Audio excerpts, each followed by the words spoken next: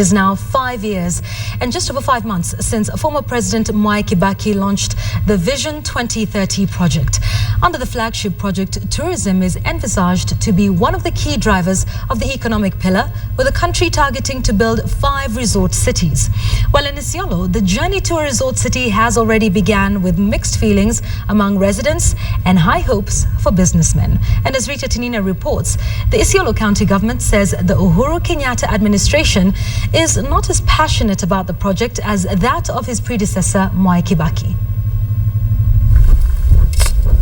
On the outskirts of Isiolo town, Andrew Lopeyo harvests sand. He has been doing this for a living for the past decade and is hopeful that his fortunes will change one day. Kazi atapatikana. Lopeyo is pinning his hopes of a better life on the Isiolo Resort City, one of the government's Vision 2030 flagship projects that aims to build resort cities in Lamu, Diani, Kilifi, Turkana, and here in Isiolo. Nimesikia tu anajenga mimi sijui maana gani. Lopeyo may not know the when, how and why of the Isiolo Resort City, but he is looking forward to living near a city one day, if only to better his life. The Isiolo-Moyale Road, part of the Trans-Africa Highway corridor, may have given Isiolo a head start, and the winds of change are already blowing here.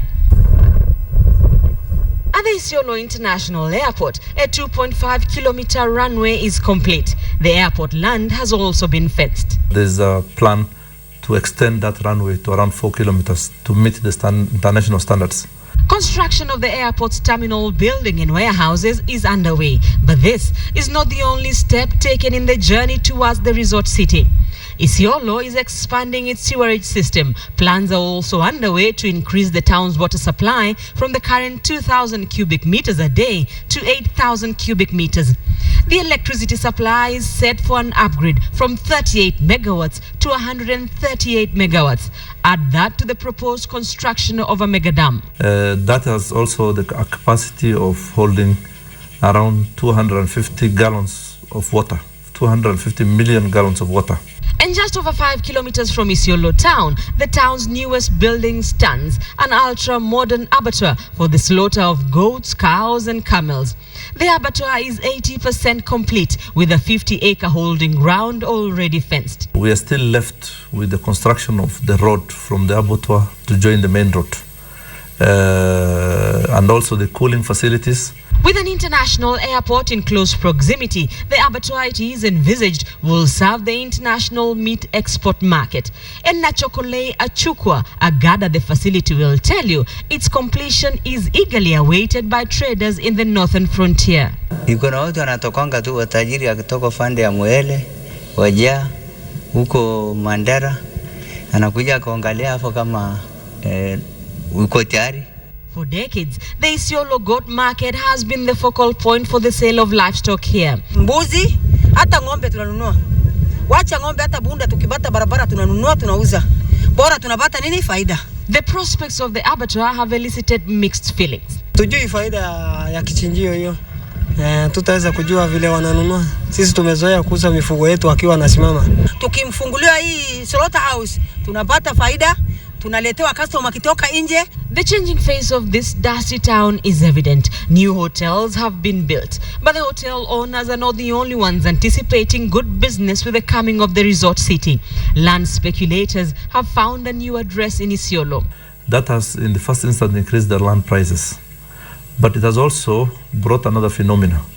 That is one of double allocation of land. You will find that somebody owns a piece of land and then sell to somebody else and ends up selling to more other people. If the city becomes a reality, it is estimated that Isiolo's current population of about 80,000 will increase 6-fold, and the influx has already begun. We have people coming from other parts of the country to register themselves here as being either born or having lived here as residents by getting their national ID cards in Isiolo.